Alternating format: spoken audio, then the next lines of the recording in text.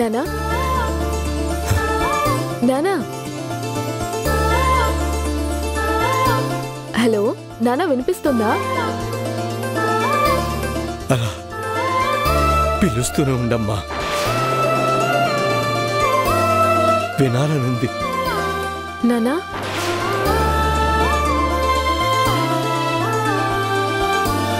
ఏమైంది నానా?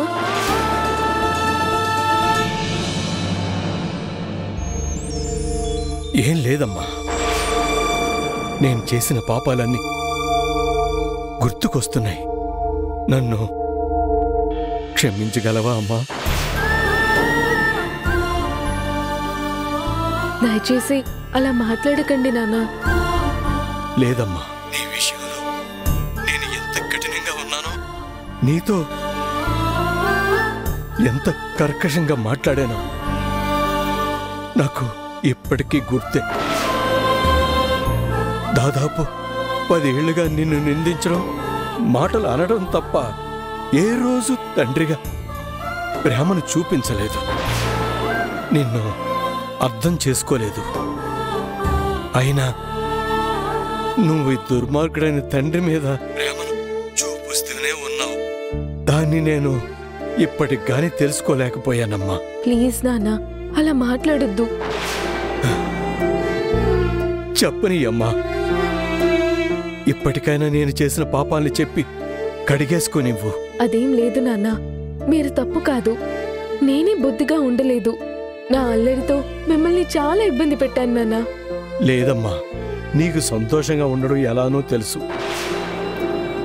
అది తెలియక పిచ్చివాడిలాగా నేనే ప్రవర్తించాను. నువ్వు ఎప్పుడూ మునుపటి మధులానే ఉండాలి, సంతోషంగా ఉండాలి.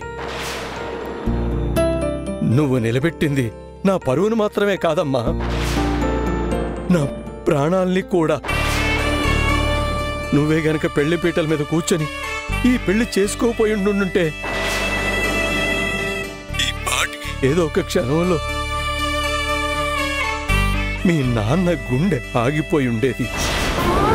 నానా ప్లీజ్ అలా మాట్లాడకండి. నిజమే చెప్తున్నానమ్మా. ఈవేళ నేనున్నాను అంటే దానికి నువ్వు మాత్రమే కారణం. నీ విలువని ఇన్నేళ్లు తెలుసుకోలేని మూర్ఖుణ్ణమ్మా నేను. నాన్న ఎందుకలా మాట్లాడుతున్నారు? ఇలా చెప్పడానికి కూడా చాలా సిగ్గుగా ఉందమ్మా. నువ్వు అంత గొప్ప నిర్ణయం తీసుకుపోయి ఉండుంటే నేను ఇప్పటికీ కూడా నిన్ను అర్థం చేసుకోలేకపోయి ఉండేవాణ్ణేమో. నువ్వు ఇంత చేస్తే తప్ప నిన్ను నేను అర్థం చేసుకోలేదు అంటే నేను స్వార్థపరునే కదమ్మా. నాన్న మీరు నా ముందులా తగ్గి మాట్లాడడం చాలా బాధగా ఉంది నాన్న. మీరు లేకపోతే మేమెక్కడున్నాం నాన్న? మీరు పోసిన ప్రాణం నేను. దయచేసి ఏడవద్దు నాన్న. మీరు సంతోషంగా ఉంటేనే నేను సంతోషంగా ఉండగలను. ఏడవనమ్మా, ఏడవను. అమ్మా మధు, నేను ఇవాళ చాలా ప్రశాంతంగా సంతోషంగా ఉన్నానమ్మా. మనసుకి ఏదో తెలియని హాయి. నీతో మాట్లాడుతూ ఉంటే గుండె బరువెక్కుతున్నా, మనసు తేలిగ్గా ఉంది. మీరెప్పుడు ఇలాగే ఉండాలి నాన్న. ఉంటానమ్మా, నాకేం తక్కువ. దేవత లాంటి కూతురు, బంగారం లాంటి అల్లుడు, నాకన్నా అదృష్టవంతుడు ఎవరుంటారు చెప్పు? మధు, నీకో విషయం తెలుసా? నువ్వు అల్లుడు వచ్చే ఆదివారం మన ఇంటికి వస్తున్నారు. నానా నాకు రావాలనే ఉంది, కానీ ఆయనకి పనులు. అన్ని పనులు పక్కన పెట్టి అల్లుడు గారు నువ్వు ఆదివారం మన ఇంటికి వస్తున్నారు. సారీ నానా, కుదరదు. ఆయన అల్లుడి గారిని నేను ఆఫీసులో కలిశానమ్మా. ఆఫీస్కి వెళ్ళారా? అవునమ్మా, ఆఫీస్కి వెళ్ళాను, అల్లుడు గారిని కలిశాను, ఆదివారం ఇంటికి రావడానికి ఒప్పించాను కూడా. ఏంటి నాన్న మీరనేది? ఆయన ఒప్పుకున్నారా? ఏంటి, నువ్వు కూడా ఆశ్చర్యపోతున్నావా?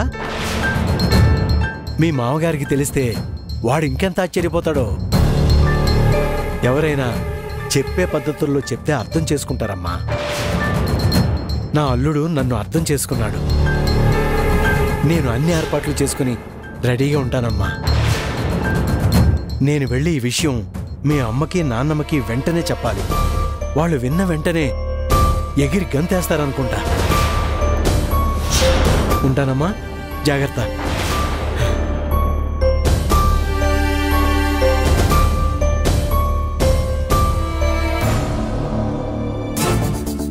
అక్క